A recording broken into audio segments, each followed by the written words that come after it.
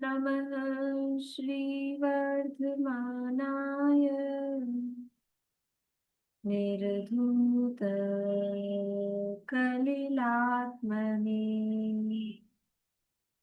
सालोकानां त्रिलोकानां यद्विद्या तर्पणायते यद्विद्या तर्पणायते सकल पाप मल प्रक्षालक श्रीवर्धमान को करूँ नमन लोकालोक प्रकाशित करने जिनकी विद्या है दर्पण जिनकी विद्या है दर्पण।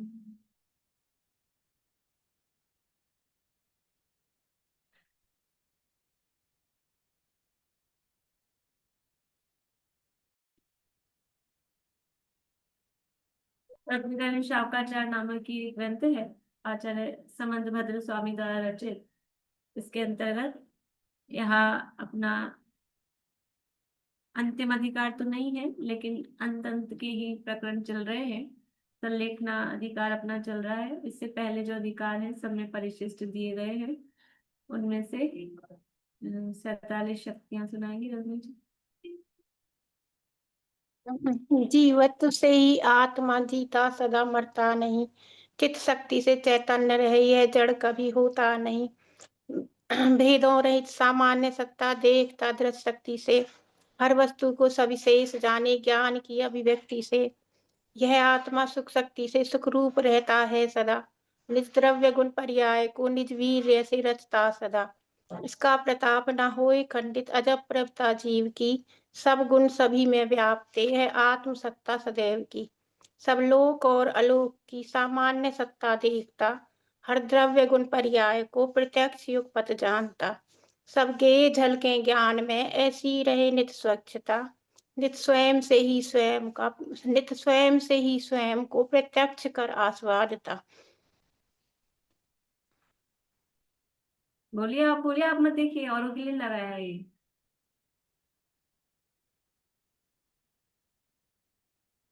बोलिए आप। नित स्वयं से ही स्वयं को प्रत्यक्ष कर आस्वादता। संकोच बिन पर्याय में परिपूर्ण रीति विकास हो पर सेन इसमें कार्य हो पर कार्य का कारण न हो। नहीं सब गे झलके नहीं क्या जाने स्वपर को जाने स्वपर को आत्मा पर ज्ञान में भी ज्ञात हो नहीं त्यागता कुछ भी कभी नहीं अन्य से कुछ प्राप्त हो। घटता न बढ़ता आत्मा एक रूप रहता नित्य रे हर समय उपदे नष्ट हो फिर भी सदा ध्रुवता धरे उत्पाद व ध्रुवता सहित नित्य परिणमित हो आत्मा स्पर्श रस वर्णादि बिन रहता अरूपी आत्मा। रागादि भावों का कभी यह आत्मा करता नहीं पर वस्तु का प्रभाव का यह लेस भी भोगता नहीं। निष्क्रिय स्वभावी आत्मा निष्कंप रहता है सदा निश्चित असंख्य प्रदेशियों आत्मा के सर्वदा। चारित्र दर्शन ज्ञान सुख बल आदि में नित व्याप्त हो पर द्रव्य के समसम एवं समासम की शक्ति हो। निज लक्षणों युक्त विविध विध अनंत धर्मों सहित है निज रूप से तन्मय तथा पर से अतन्मयता रहे ऐसी सदा यह जीव अपनी शक्ति से निज रूप ही रहता हो ऐसी सदा क्षमता रखे पर द्रव्य में परिणित न हो। गुण और पर्यायों में एकत्व नित रहता हो लेकिन अनेकों गुण तथा पर्याय से बहुरूप हो। कोई न कोई भी दशा अनिवार्य रहती है सदा जिस काल जो वर्ते दशा तब अन्य नहीं होती कदा। जो भी अवस्था वर्तती उसका अवश्य विनाश हो इस काल जो वर्ते नहीं आगे वही उत्पन्न हो। सामान्य और विशेष में एक रूप रहता नित्य रे हर समय उपदे नष्ट हो। नहीं, पर का सदैव सामान्य और विशेष में एक रूप रहता सर्वदा पर का सदैव अभाव है एवं अभाव रहे सदा। प्रकारकों से रहित नित निज भाव में परिणति करे बस स्वावलंबन से सदा निर्मल क्रियाओं को करे। निर्मल दशाओं रूप हो यह आत्मा का कर्म है, निर्मल दशाओं रूप हो यह आत्मा का धर्म है। साधे स्वयं को स्वयं ही, अतएव साधन है यही, निर्मल दशा उत्पन्न कर देता स्वयं को स्वयं ही। ध्रुव आत्मा में सदा निर्मल दशा उत्पन्न हो, नतंतरे निर्धर्म का आधार भी यह स्वयं हो।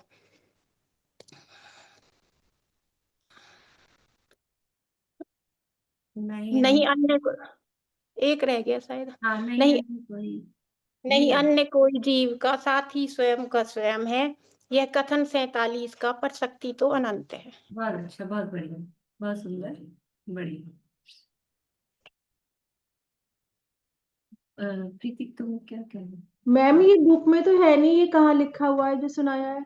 ये वो अध्यात्म पाठ मंजूषा में भी है, और भी दूसरी किन्हीं भी पाठ की बुक में होता है। मैं अभी शेयर कर रही थी लेकिन वो कंफ्यूज हो रही थी, इसलिए फिर मैंने बंद कर दिया। भेज दूंगी मैं ग्रुप में वापस से। सुमन जी, प्रीति कुछ बोल रही थी ना, कहाँ गई प्रीति? हाँ, बोलो। मैं वो अव्यक्तता के याद किए थे। बोल। अ, टिकट है, बोल। पेज हाँ, नंबर देख लीजिए आप लोग, छठा परिशिष्ट है उसमें। बोल। पहला षड द्रव्यात्मक लोक ज्ञेय है, अतः वह व्यक्त है, और जीव उससे भिन्न है तो जीव अव्यक्त है। दूसरा, कषाय चक्र रूप भावक भाव व्यक्त है, जीव उससे भिन्न है, अतः जीव अव्यक्त है। पेज तीसरा, नंबर 428 है, 4 to 8। हम्म। चित सामान्य में चैतन्य की समस्त व्यक्तियां निमग्न होने से जीव अव्यक्त है।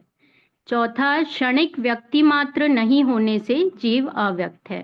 पांचवा, व्यक्तता और अव्यक्तता मिश्रित प्रतिभासित होने पर भी व्यक्तता को वह स्पर्श नहीं करता, इसलिए जीव अव्यक्त है। केवल और केवल शब्द इसमें इम्पोर्टेंट है। केवल व्यक्तता को स्पर्श नहीं करता, इसलिए जीव अव्यक्त है। और स्वयं ही बाह्याभ्यंतर रूप से स्पष्ट अनुभव में आने पर भी वह व्यक्तता के प्रति उदासीन रूप से प्रकाशमान है, अतः जीव अव्यक्त है। बढ़िया, बहुत अच्छा, बहुत सुंदर। भाभी, एक दो चीजें पूछनी थी, अभी पूछ सकती हूँ? पूछो। हाँ, एक तो ये अव्यक्त का ही, कि ये जो अव्यक्त बताया है जीव को, वो मिथ्या दृष्टि की अपेक्षा है क्या? सम्यक दृष्टि को तो वो व्यक्त है। नहीं नहीं, ये सामान्य स्वरूप है आत्मा का, मिथ्या मतलब दृष्टि का नहीं है। मिथ्या ये दृष्टि दृष्टि को का विषय, हाँ। ये दृष्टि का विषय है।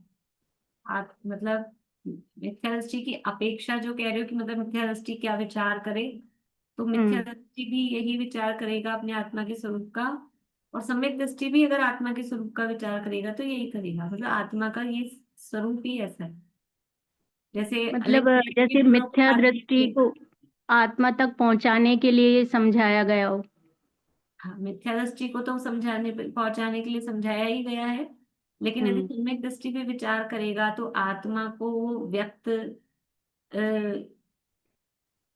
मतलब जो मूल स्वरूप है वो तो इन्हीं इसी रूप चल रहा है ना, अब वो उसका अनुभव में प्रत्यक्ष है, इस हिसाब से हम्म वो व्यक्त कहे। तो इस हिसाब से तो आबाल गोपाल सभी को अनुभव में आ रहा है, 17वीं गाथा में कहा है। तो उस रूप से तो मिथ्या दृष्टि को व्यक्त है, लेकिन ये आत्मा का मूल स्वरूप है। जैसे अलंग ग्रहण में कहा ना, या अरस अरूप गंध स्पर्श कहा, तो वो जैसे हम्म आत्मा का त्रिकाल स्वरूप है, ऐसे ही आत्मा का वैकालिक स्वरूप है। लेकिन फिर भी ये बात ठीक है कि सम्यक दर्शन की सर्वथा प्राप्ति के लिए, नहीं बोल हाँ, सकते मतलब। सम्यक दर्शन की प्राप्ति के लिए दृष्टि का विषय, तो वो मिथ्या दृष्टि किस प्रकार से विचार करे, उसके लिए ये मतलब उधर की तरफ इसका झुकाव अपने को ज्यादा दिखता है कि मुख्य रूप से उसके लिए कहा गया है। लेकिन सम्यक दृष्टि भी ऐसा विचार करे तो कोई दिक्कत नहीं। सम्यक दृष्टि को भी श्रद्धान में व्यक्त है, लेकिन हर समय आत्मा अनुभव में भी व्यक्त नहीं है, और प्रदेश रूप से प्रत्यक्ष तो है ही नहीं जब हम्म निचली दशा में है। तो हम्म। उस रूप में आत्मा अव्यक्त है, सम्यक दृष्टि के लिए भी अव्यक्त था। और एक जो साधारण वनस्पति होती है, उसके लक्षण जो आपने बताए थे कि वो बीच में पर्व नहीं होता, कहीं संधि नहीं है, और वो बराबर टूट जाती है, तो उन लक्षणों के आधार पर साधारण और प्रत्येक को अपन भेद करेंगे। और मतलब चाहे उससे कोई मतलब नहीं है कि वो नीचे उग रही है या ऊपर उग रही है, उससे कोई मतलब नहीं है। साधारण प्रत्येक नहीं, सप्रतिष्ठित अप्रतिष्ठित। सप्रतिष्ठित है, प्रतिष्ठित। साधारण तो दिखती ही नहीं है। हम्म। प्रत्येक वनस्पति में ही जो सप्रतिष्ठित अप्रतिष्ठित है उनका भेद करने के लिए कुछ चिन्ह बताए हैं। और भी कोई जरूरी नहीं है, ये सारे तो कुछ पहचान के चिन्ह बताए हैं। इसके अलावा साधारण का कोई चिन्ह नहीं है अलग से। साधारण का तो कोई चिन्ह है ही नहीं, साधारण दिखाई भी नहीं देती है। जो हाँ। प्रत्येक के आश्रय से जो अनंत साधारण जीव हैं उसी को सप्रतिष्ठित बोलते हैं। और वही हमको दिखाई देती है, वही कुछ हम अगर यूज में लेते हैं तो वो वही होती है। तो अच्छा, उन्हीं मतलब के त्याग करने का। जमीन के नीचे जो उगती हैं वो साधारण भी हैं, सप्रतिष्ठित भी हैं, दोनों हैं वो। हाँ, अब उसमें ऐसा है कि जमीन के नीचे उगने वाले में कुछ चीजें ऐसी होती है, जैसे मूंगफली वगैरह कहते हैं कि मूंगफली है वो थोड़ा अंदर उगती है मिट्टी में। हम्म। लेकिन वो सप्रतिष्ठित ही हो हमेशा सर्वथा, जैसे आलू गाजर मूली जमीन के अंदर उगते हैं, वो हमेशा हम्म। ही सप्रतिष्ठित होते हैं, वो हम्म। अप्रतिष्ठित होते नहीं है। लेकिन जैसे मूंगफली वगैरह है तो वो जिस समय कच्ची अवस्था में है तब तक सप्रतिष्ठित है, फिर वो बाहर आके सूख भी जाती हैं, हम्म। तो फिर वो सप्रतिष्ठित नहीं रहती हैं। बाकी सब चीजें 99% जो जमीन के नीचे उग रही हैं वो सब मतलब अभक्ष्य वाली सप्रतिष्ठित वाली कोटि में ही आती हैं। हाँ, मतलब वो सप्रतिष्ठित का लक्षण तो वही हुआ जो आपने बताया, उससे कोई मतलब नहीं कि जमीन के नीचे या ऊपर हाँ है। हाँ हाँ, लक्षण वो है। हाँ, और पत्ते वाली तो जैसे ये। उसमें ये भी दिया ना, कुछ जड़ है, ऐसे भी कुछ दिए हैं ना उसमें। तो हाँ, जड़ कंद से मूल। है, हाँ। कंद रूप से है, वो हम्म। भी उस उन लक्षणों में भी वो सब चीजें आ जाएंगी। हाँ, तो जो और मूंगफली जो उग रही है वो पत्ते जड़ नहीं है, मूंगफली जड़ नहीं है। जो मतलब ये तो अपन इसमें साइंस में किस में कौन से सब्जेक्ट में स्कूल में जो पढ़ते हैं कि हम्म। गाजर है वो जड़ है। हम्म। गाजर है वो जड़ है, और जो आलू है वो स्कंद है। उसमें अब इंग्लिश में क्या बोलते हैं देख लेना, मतलब हम्म। ऐसा ही पढ़ते थे हम तो स्कूल में। तो वो जड़ है, तो जड़ तो अवक्ष की कोटि में ही आ रहा है, और फिर वो सूखता भी नहीं है। कोई हम्म। कोई जड़ें ऐसी हैं जो फिर भी सुखाकर हम औषधि के रूप में कुछ काम में ले लेते हैं, औषधि के नाम पे। अदरवाइज तो वो भी नहीं लेने योग्य होती है। लेकिन ये तो सूखता नहीं है ना, आलू गाजर ये चीजें तो सूखती भी नहीं है, हम्म। इसलिए वो अप्रतिष्ठित ही रहती है हमेशा। और पत्ते वाली सारी चीजें सप्रतिष्ठित में आएंगी, जैसे मेथी, बथुआ, धनिया, पालक सब। पत्ते वाली में उसमें ऐसा है, उस थोड़ा सा अंतर रहता है उनमें। जैसे पालक है वो हमेशा ही से अप्रतिष्ठित होता है, और धनिया मेथी में थोड़ा मतलब उससे थोड़ा, बाकी वैसे तो उसके जो पत्ते वाली सब्जियां उनके आश्रय से त्रसजीव भी होते हैं। और सप्रतिष्ठित में तो उसका पहचान का ही रहता है, वो पत्ता टूट जाए बराबर इस तरह का। लेकिन अगर वो कच्चा है, एक एक पत्ते को अपने देख नहीं पाते, जैसे मेथी लाएंगे तो कुछ बहुत छोटे भी होंगे, कुछ परिपक्व भी होंगे, कुछ आधे पके भी होंगे। तो उतनी मेहनत, मतलब कौन एक एक पत्ता इतना, वो जब यूज में लेंगे तो इकट्ठे सारे आ ही जाते हैं उसमें। हम्म। और बथुए में भी वो कुछ फूल वूल भी साथ में आते हैं, हम्म। बहुत सावधानी से भी उसको साफ करना। और उसमें भी कुछ पत्ते वो तोड़ तोड़ के आप देखो तो वो कुछ पक जाते हैं, मतलब ऐसा बराबर टूटते हैं। इसमें मतलब चांसेस उसमें से अप्रतिष्ठित की ही ज्यादा है, यदि कदाचित कोई अप्रतिष्ठित हो भी तो। मतलब लक्षण नहीं है पत्ता होना हाँ सप्रतिष्ठित का, हाँ, मतलब एग्जैक्ट वो है। अप्रतिष्ठित भी हो सकता है। और जैसे जो एक बीज है उसमें एक जीव कहा जाता है क्या? जैसे प्रत्येक में भी जो है, टमाटर है और सब है, तो उसमें बहुत सारे बीज हैं, तो एक बीज एक जीव कहा जाएगा। एक बीज एक जीव ऐसा नहीं है, देखो मतलब ऐसा कोई फाइनली नहीं है। जब भी ये जो स्थावर जीव रहते हैं ना, तो सिंगल रूप में रहते नहीं है। जो भी स्थावर जीव है ना, सिंगल रहते ही नहीं, असंख्यात की संख्या में ही रहते हैं एक साथ। तो जैसे एक अग्नि की लौ है, तो एक अग्नि की लौ एक जीव नहीं है, उसमें असंख्यात अग्नि का एक जीव है। तो पृथ्वी में जहाँ है तो वहाँ एक पहाड़ में एक जीव ऐसा नहीं होता, वहाँ असंख्यात पृथ्वी का एक है। तो इसी तरह से यहाँ पर भी आप बोलते हैं ऐसा, एक जीव का एक शरीर, मतलब वो प्रत्येक है। लेकिन वो ऐसा हो सकता है कि कदाचित एक लौकी है तो उसमें कदाचित एक जीव हो और कदाचित असंख्यात जीव हो। मतलब ऐसा उसका कोई नियम नहीं है कि एक लौकी है तो एक ही जीव होगा। तो एक बीज में एक जीव, ऐसा कुछ टमाटर का जो कह रही हो ऐसा कुछ अलग से, मतलब ऐसा कुछ नियम नहीं है। ऐसा नहीं है, मतलब वो कोई एक वीडियो देखा था उसमें ऐसे था कि एक बीज एक जीव का रूप है, ऐसा नहीं है। ऐसा नहीं है। मतलब हाँ, कोई भी चीज खाएं तो वो मतलब उस हिसाब से लक्षणों से हमको वो पहचानना है। लक्षण ही देखना पड़ेगा पर्टिकुलर, मतलब ऐसे कोई नाम नहीं दे सकते कि ये, कुछ नाम तो अपने को पता है डायरेक्टली, आलू या प्याज ये तो अपन बोल हाँ। देते हैं, लेकिन और जो अपन खाते हैं उनमें भी सह प्रतिष्ठित होती हैं, उनमें लक्षणों से ही पहचाना गया है। ठीक। ये रत्नकरी शावकाचार नामक ये ग्रंथ है, आचार्य समंतभद्र स्वामी द्वारा रचित। इसके अंतर्गत सप्तम संलेखना अधिकार अपना चल रहा है। और यहाँ अब जो अधिकार का नाम है उस तरफ, मतलब सीधा सीधा डायरेक्टली अब उस पॉइंट पर आ गए हैं। इस संलेखना की क्या विधि है। पहले तो मरण समाधि पूर्वक करना चाहिए, समता भाव पूर्वक मरण करना चाहिए। तो वो समता भाव कैसे आएगा कि जब मरण से भय नहीं होगा। डर लगेगा तो समता कैसे आएगी, डर लगेगा तो संक्लेश होगा ना। डर अपने आप में कषाय है, कषाय है तो समता भाव नहीं है। समता भाव का मतलब है राग द्वेष से रहित भाव, और राग द्वेष यानी कषाय। कषाय से रहित भाव का नाम समाधि है। कषाय रहित शांत परिणामों का नाम समाधि है। ये पहली लाइन है, भगवानी राम जी ने जो लिखा है मोक्षम प्रकाशक में, जो पीछे दिया है परिशिष्ट में, इसमें भी दिया है वही चीज पीछे परिशिष्ट में। तो कषाय रहित निकषाय भाव का नाम समाधि है।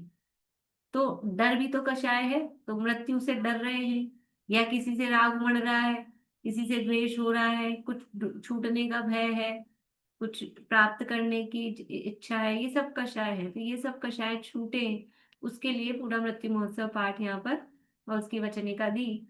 अब यहाँ संलेखना के जो दो भेद हैं, काय संलेखना और कषाय संलेखना। तो काय संलेखना की यहाँ चर्चा अपन ने प्रारंभ की है, श्लोक नंबर 127 और 128 है। श्लोक का अर्थ कल अपन ने किया था, अभी एक बार श्लोक पाठ करके और फिर भावार्थ में आगे बढ़ेंगे अपन। पेज नंबर 448, 448 पेज है रत्नगंज शावकाचार में। श्लोक पढ़ते हैं। आहारं परिहाप्य क्रमशः स्निग्धं विवर्धयेत् पानम्, स्निग्धं च हापयित्वा खरपानं पूरयेत् क्रमशः, खरपानहापनामपि कृत्वा कृत्वोपवासमपि शक्त्या पञ्चनमस्कारमनास्तनुं त्यजेत् सर्वयत्नेन।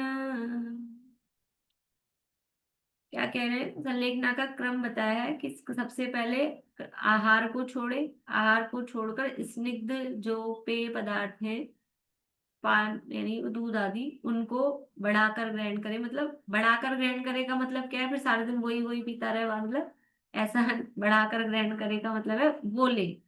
अभी तक समझ लीजिए कि दिन भर में 1 गिलास दूध लेता था, तो अब वो दोनों टाइम वही ले ले, या दोनों तीनों टाइम जो भी ले रहा है तो वो ये स्निग्ध पान ही ले, ऐसा वो बढ़ाकर ग्रहण करेगा।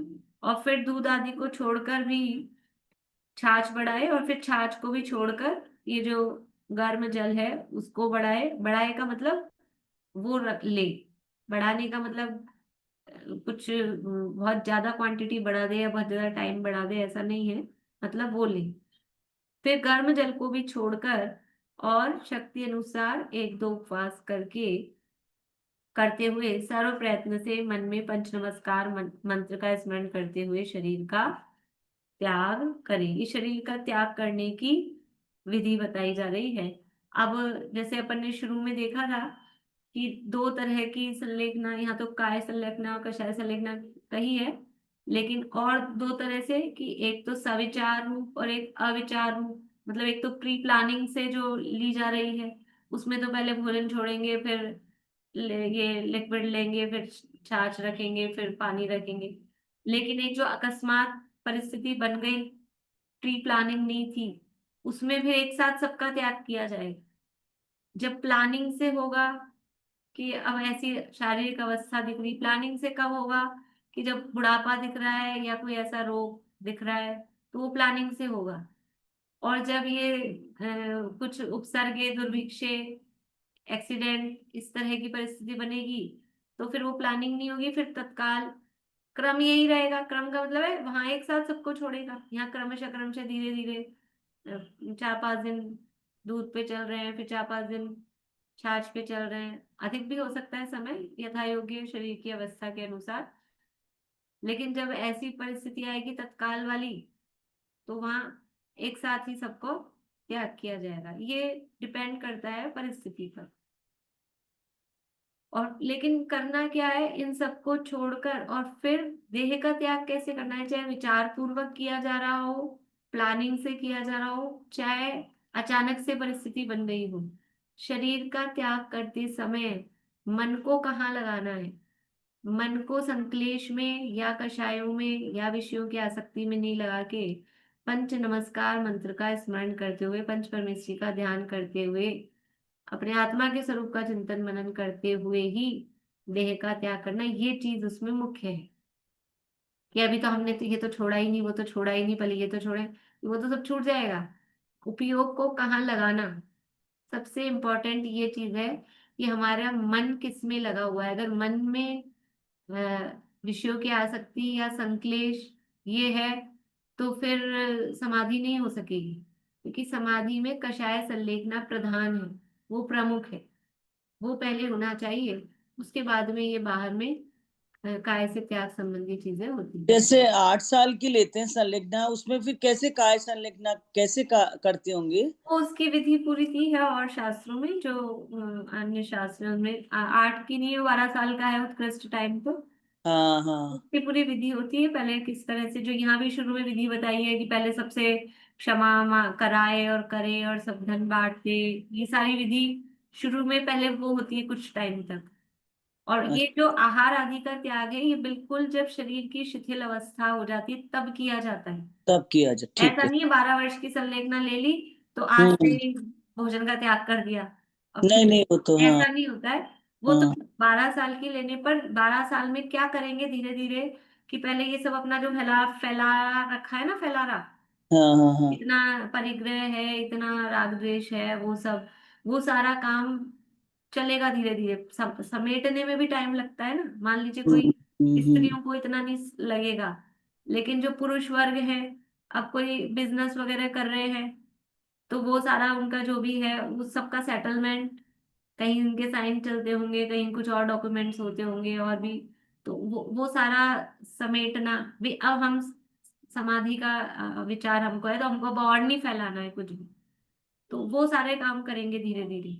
और फिर जैसे जैसे शरीर में शिथिलता और वो समझ में आती जाएगी, तो आहार आदि का भी यथा योग्य विधि पूर्वक, और वो किसी के निर्देशन में ली जाती है। जो ये संलेखना समाधि विधि पूर्वक जब ली जा रही है, तो किन्हीं ना किन्हीं गुरु के निर्देशन में ली जाती है। तो जैसे वो गुरु निर्देश करते हैं, उस हिसाब से। गुरु कौन होते हैं, कि जो जानकार होते हैं, शरीर के विज्ञान को जानते हैं और समझ लो धार्मिक विज्ञान को जानते हैं, उनके निर्देशन में। तो वो पूरी संलेखना प्रॉपर विधि से, जो विधि पूर्वक होती है, वो पूरी उस हिसाब से ली जाती है। और जो अचानक आई है, तो अचानक में तो क्या है कि वो सब त्याग अपने आप उसी समय, जो इतनी देर जो 5 साल में किया, 12 साल की संलेखना लेके जो 5 साल तक जो काम किया, वो वहां 5 मिनट में, जितना समय मिला हो 5 सेकंड में, उसमें भी किया जा सकता है। देखो छोड़ना कहाँ से है, ये हमारा, हमने इतना परिग्रह का फैला रखा है, इतना हमारे कुटुंब संबंधी है, ये ऐसे कोई हाथ में पकड़ रखा है सबको, फिर ऐसे छोड़ना है? कैसे छोड़ना है? कि अंदर से अपना मान रखा था, अब तुरंत परिस्थिति ऐसी बनी, अंदर से उनके प्रति खुद ने ही ये विचार किया कि मेरा किससे कोई संबंध नहीं है, अपने में उपयोग लाया है, शरीर से मेरा संबंध नहीं है, छूट गया सब अंदर। और कितनी देर लगती छोड़ने में, ना पकड़ने में देर लगती है ना छोड़ने में देर लगती है, सेकेंड। अंदर मान्यता की बात है, तो वो अपनी मान्यता में मानते हैं तो वो होता है। लेकिन जो विधि पूर्वक अपना समय उस शुभ भाव पूर्वक विशुद्धि पूर्वक व्यतीत करना चाहते हैं तो वो विधि पूर्वक 12 वर्ष की यथा योग्य धारण करते हैं। देखिए इसमें भावार्थ अपन ने शुरू किया था। पेज नंबर 401 की पैराग्राफ पढ़ा था लगभग कल। पेज नंबर 449 पे इस पर्याय में दूसरा पैराग्राफ जो है, यहाँ से पढ़ते हैं।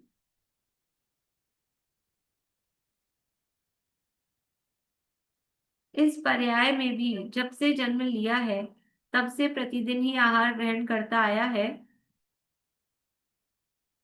आहार का लोभी होकर के ही घोर आरंभ किए हैं।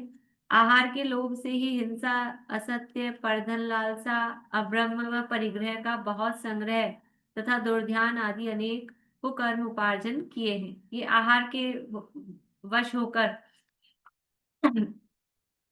अभी हम लोग मतलब किसी से मिली तो वो समझ लो बच्चे हैं, अकेले रह के आप पढ़ रही लड़कियां हैं तो भोजन बनाती हैं, तो भोजन बनाती हैं तो टाइम लगता है और भी सारा होता है, तो बोलती हैं मुझसे। अब समझ में आता है ये क्षुधा रोग कितना बड़ा रोग है। कि मतलब वो ऐसा लगता है ना कि ये भोजन के पीछे कितना सारा काम करना पड़ता है, कितना फैलाना करना पड़ता है। ऐसा नहीं खाली बनाना है, अब बनाना है, अकेली रह रही है तो लाना भी पड़ेगा, सारा सामान जुटाना भी पड़ेगा। एक एक चीज की व्यवस्था होती है ना। एक तो जमी जमाई सारी किचन है और आपको खाली बनाना है तो वो तो एक अलग मैटर है, लेकिन सारी किचन की व्यवस्था देखना वो कितना बड़ा। ये सारे किसके पीछे हो रहा है, ये आहार के पीछे सारे आरंभ हो रहे हैं, ये सारे जितने हैं, ये सब इस आहार के पीछे सारे आरंभ होते हैं। और फिर उसके लोभ से हिंसा, झूठ, चोरी, कुशील, परिग्रह, ये सारे कुकर्म होते हैं। आहार की शुद्धता से ही दीन वृत्ति से पराधीन हुआ। आहार का लोभी होकर भक्ष्य अभक्ष्य का विचार नहीं किया, रात्रि दिन का विचार नहीं किया, योग्य अयोग्य का विचार नहीं किया। आहार का लोभी होकर क्रोध, अभिमान, मायाचार, लोभ, याचना भी की। आहार की इच्छा करके अपना बड़ापन, स्वाभिमान नष्ट किया। आहार का लोभी होकर के अनेक रोगों का घोर दुख सहा। नीच जाति, नीच कुल वालों की सेवा की। ये सब मतलब अभी तो अपने को ऐसा लगता है कि ये सब क्या है, ऐसा क्या है, लेकिन पूर्व में इस तरह के जब हीन पर्यायों में उत्पन्न हुए तो भोजन के लिए, अब जब भोजन की जब इच्छा हो, देखो खुद सेल्फ अपनी इच्छा से भोजन का त्याग करते हैं। खुद ने अपनी इच्छा से भोजन का त्याग किया, उपवास किए, किसी ने 1 दिन का किया, किसी ने 3 दिन के किए, किसी ने 10 दिन के किए, किसी ने 1 महीने के किए। तो उनकी तो सम्मान किया जाता है, सम्मान होता है कि नहीं होता है। 10 लक्षण में भागवे में ये करते हैं और उसको तपस्या नाम दिया जाता है। और अब ऐसे हम भोजन करना चाहते हैं लेकिन मिल नहीं रहा है, करना तो चाह रहे हैं और मिल नहीं रहा है। और जब भोजन ऐसे अपने मन से उपवास करते हैं तो आराम से दिन निकलता है, लेकिन जब भोजन करना चाहते हैं और भोजन की व्यवस्था नहीं हो रही है तो वो क्षुधा सताती है। और फिर वो जब बढ़ती जाती है तो फिर कितनी दीनता और किस तरह की वृत्ति होती है। और फिर कोई सम्मान उम्मान नहीं होता है। और ऐसा भी हो जाए उदय के अनुसार कि समझ लो अपमान जैसी स्थिति भी हो जाए, दीनता उपस्थित हो, ये सब। और पिछली पर्यायों में, हीन पर्यायों में ऐसे हमको दिखता है कि कैसे कैसी दरिद्री अवस्थाएं होती है। तो ये आहार के वश होकर सब करने को तैयार होता है, अपना सारा स्वाभिमान भी नष्ट होता है और अनेक प्रकार के दुख सहन करता है। आहार का लोभी होकर स्त्री के अधीन रहा, पुत्र के अधीन रहा। आहार का लंपटी निर्लज्ज होता है, आचार विचार रहित होता है, आपस में कट कट कर मर जाता है, दुर्वचन सहता है। आहार के लिए ही तिर्यंच गति में परस्पर मार डालते हैं, भक्षण कर लेते हैं। तो तिर्यंच गति में 2 संज्ञाएं प्रधान है। संज्ञा पता है, संज्ञा संज्ञा क्या होती है?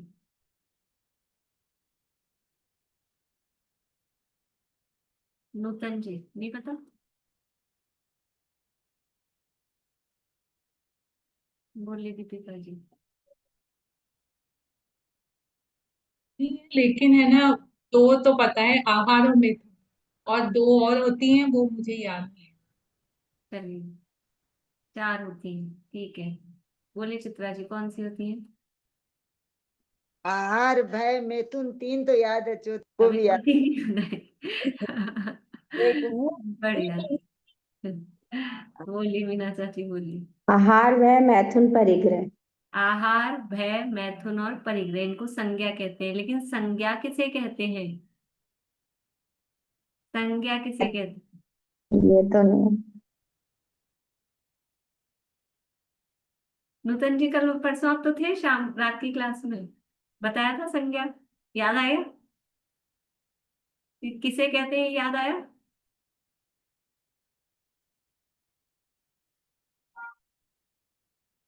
और किसी को भी नहीं पता संज्ञा किसे कहते हैं? पूर्णिमा आंटी, चलो सुनीता आंटी बोल रही है, सुनीता आंटी भी थी। विशेष, किसको? विशेष बात को।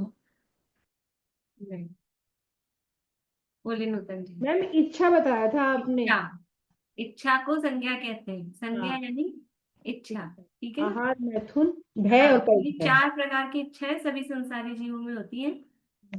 आहार की, भय की, मैथुन की और परिग्रह की 4 संज्ञाएं हैं, उनको संज्ञा बोलते हैं। संज्ञा का अर्थ यहाँ पे है इच्छा। संज्ञा का अर्थ इच्छा है। तो 4 प्रकार की संज्ञाएं होती है, आहार, भय, मैथुन और परिग्रह। तो इनमें से तिर्यंच गति में आहार और मैथुन, ये 2 संज्ञाएं तीव्र होती हैं। या तो भोजन के लिए बस उनका क्या काम है तिर्यंचों का, या तो पेट भरने की उनकी व्यवस्था देखते रहते हैं, उसके लिए लड़ते मरते हैं, या फिर मैथुन संज्ञा, वो स्पर्शन इंद्रिय संबंधी विषय भोगना, ये 2 काम उनके प्रधान रहते हैं। तो इस आहार संज्ञा के लिए ये लड़ा मरा, परस्पर में ही मार डाला, भक्षण कर लिया, यह आहार संज्ञा ऐसी है। बहुत कहने से क्या, अब इस पर्याय में मुझे अल्प समय ही रहना है, आयु समाप्त होने को है। इसलिए रसों में गृद्धता छोड़कर, रसना इंद्रिय की लालसा छोड़कर, यदि आहार का त्याग करने में उद्यमी नहीं होऊंगा तो व्रत, संयम, धर्म, यश, परलोक इनको बिगाड़कर कुमरण करके संसार में ही परिभ्रमण करूंगा। भाई, ये आहार तो मैंने कब से नहीं किया। कल अपन ने पढ़ा था कि संसार में कितना आहार किया है कि एक एक जन्म का एक एक कण इकट्ठा करे तो अनंत सुमेरु पर्वत इकट्ठे हो जाए। इतना तो भोजन किया, इतना भोजन किया, लेकिन भूख मिटी क्या? भूख मिटी क्या? भूख किनकी मिटी है? क्षुधा का नाश किसके हुआ है? कि जिन्होंने भोजन किया उनके नहीं, जिन्होंने भोजन का त्याग किया। क्यों? क्योंकि आत्मा कैसा है? आत्मा अनशन स्वभावी है। ये आत्मा का स्वभाव भोजन करना नहीं है। और अगर वो भोजन करता भी है, खाता भी है, तो क्या खाता है आत्मा? ज्ञान अशन, अपने ज्ञान को ही भोगता है, अपने ज्ञान को ही ग्रहण करता है, वही आत्मा का भोजन है। इसलिए ये अब इतनी सी तो पहले छोटी सी उम्र, उसमें भी इतनी सी बची है, और अभी भी मैं आहार का ही लंपटी होता रहूंगा और बस ये रसना इंद्रिय के विषयों के रसों में ही लगा रहूंगा, तो फिर क्या होगा? तो कह रहे हैं, थोड़ी सी आयु शेष रही है, तो जो भी आहार मिले, ये रसना इंद्रिय की लंपटता मुझे छोड़ देनी चाहिए, ऐसा वो विचार करता है। ऐसा निश्चय करके ही अतृप्ति करने वाला आहार का त्याग करने के लिए किसी समय उपवास, कभी बेला, कभी तेला, कभी एक बार आहार करना, कभी नीरस आहार, कभी अल्प आहार इत्यादि क्रम से अपनी शक्ति अनुसार तथा आयु की शेष रही स्थिति प्रमाण आहार को घटाकर दुग्ध आदि ही पिए। फिर क्रम से दुग्ध आदि स्निग्ध पदार्थों का भी त्याग करके छाछ व गर्म जल आदि ही ग्रहण करे। फिर क्रम से जलादि समस्त आहार का त्याग करके अपनी शक्ति प्रमाण उपवास करते हुए, पंच परमेष्टि में मन को लीन करते हुए, धर्म ध्यान रूप होकर बड़े यत्न से देह को त्यागना उसे संलेखना जानना चाहिए। इस प्रकार काय संलेखना का वर्णन किया। तो ये क्या विचार करके ये त्याग किए जाएंगे क्रम से, विचार कैसे होने चाहिए कि बस अब मुझे स्वर्ग मिल जाए कैसे भी करके, ये नहीं त्याग करूंगा तो स्वर्ग तो मिलेगा नहीं, ऐसा ऐसी भावना से नहीं होगा। कि ये जब तक ये इसको बोलते हैं संवेग भावना, कि जब तक ये संसार के भोगों के स्वरूप का विचार चिंतन नहीं करेगा कि मैंने अनादिकाल से लेके आज तक या इस जन्म में भी जन्म से लेके अभी तक कितना भोजन किया, क्या क्या नहीं किया, उस भोजन के पीछे क्या नहीं हुआ, और अब फिर भी भूख तो मिटी नहीं है, तृप्त हुआ नहीं है। तो इसलिए अब ये सब ये जो आहार है ये अतृप्ति प्रदान करने वाला है। इस आहार से, जड़ पुद्गलों के आहार से तृप्ति नहीं प्राप्त होती है, इनसे तो तृष्णा बढ़ती है, और भूख लगती है, और भूख लगती है। जितना भोजन करते हैं, पानी पीते हैं, उतनी वो तृष्णा बढ़ती जाती है। इसलिए इनका त्याग करके कभी उपवास कर रहे हैं, कभी बेला यानी 2 उपवास, कभी तेला यानी 3 उपवास, कभी एकासन, कभी नीरस आहार, कभी अल्पाहार, इस तरह का वो क्रम से यथा योग्य जो बहिरंग तप है, उपवास आदि, उसमें अपने उपयोग को लगाता है। और फिर धीरे धीरे घटाते जाता है भोजन की जो सामग्री है, उसको धीरे धीरे घटाते जाता है। आहार एकदम से भर पेट डाइट ले रहा था और फिर एकदम से दूध पे आ जाएगा, ऐसा नहीं होता है। उस डाइट को भी पहले 4 रोटी खाता था, फिर 3 पे आएंगे, फिर 2 पे आएंगे, धीरे धीरे। तो बॉडी भी उस तरह से उसके हैबिचुअल हो जाए। पहले 4 रोटी खाते थे एकदम से और फिर एकदम से उस पे आ गए, तो शरीर एकदम से सहन नहीं कर पाए। तो धीरे धीरे उसको घटाते हुए और फिर जल आदि सबका त्याग करके शक्ति प्रमाण यथा योग्य शरीर की परिस्थिति देखते हुए, ऐसा नहीं अच्छा भला स्वस्थ शरीर और सबका त्याग कर दिया, ऐसा नहीं होगा। शरीर की स्थिति देखते हुए ही जब लगे कि अब शरीर की मतलब स्थिति अल्प बची है, वो समझ में आता है, तब फिर उसका सबका त्याग करते हुए और धर्म ध्यान में लीन होकर देह को त्यागना चाहिए। बोलिए। ये जो आहारम परिहार क्रम स्निग्धम, इसका एक बार अर्थ बताइए ना।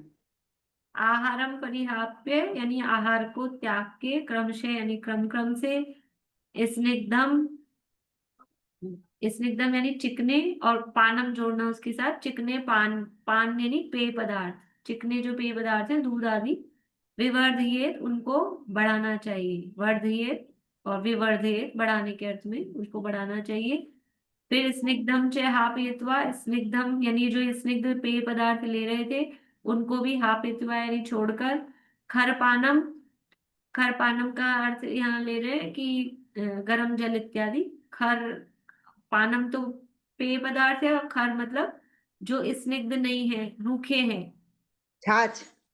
हाँ, तो वो छाछ और फिर गर्म जल, वो दोनों इसमें खरपान में ले लेंगे, क्योंकि ऊपर स्निग्धम लिया था, अब यहाँ खर ले रहे हैं, तो खर का मतलब है रूखे जो है। तो छाछ, गर्म जल इत्यादि उनको पूरी यानी उनको बढ़ाना चाहिए, उनकी पूर्ति करनी चाहिए, उनके माध्यम से करना चाहिए। फिर खरपानम हापनापि, खरपान को भी फिर छोड़कर त्याग करके, आप कृत्वा यानी करके, कृत्वोपवासम अपि शक्तिया, फिर शक्ति अनुसार उपवास कृत्वो यानी करना चाहिए। और पंच नमस्कारम, पंच नमस्कार मनाह, पंच नमस्कार में मन को लगाकर, तनुम त्यजिए शरीर को छोड़ना चाहिए। सर्व यत्नेन यानी यत्न पूर्वक पंच नमस्कार मंत्र में मन को लगाकर शरीर का त्याग करना चाहिए। ठीक है, थैंक यू। देखिए अब यहाँ पर ये कह रहे हैं कि और किसी को कोई प्रश्न है?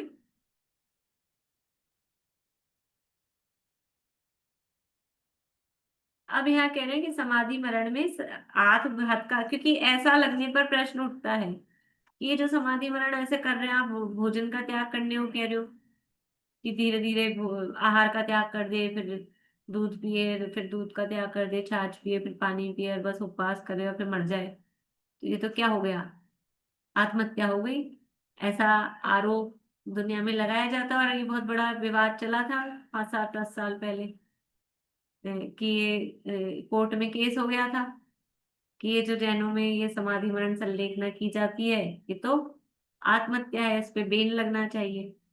तो ये समाधि मरण जो है ये आत्मघात नहीं है। आत्मघात तो देखो, आत्महत्या तो कब की जाती है? कोई भी जीव, कल परसों अपन ने उसमें बात की थी रत्नगंज शाखाचार में, मनुष्य आयु और मनुष्य गति, ये पुण्य प्रकृति है कि पाप प्रकृति है? मनुष्य आयु और मनुष्य गति पुण्य प्रकृति है कि पाप प्रकृति है?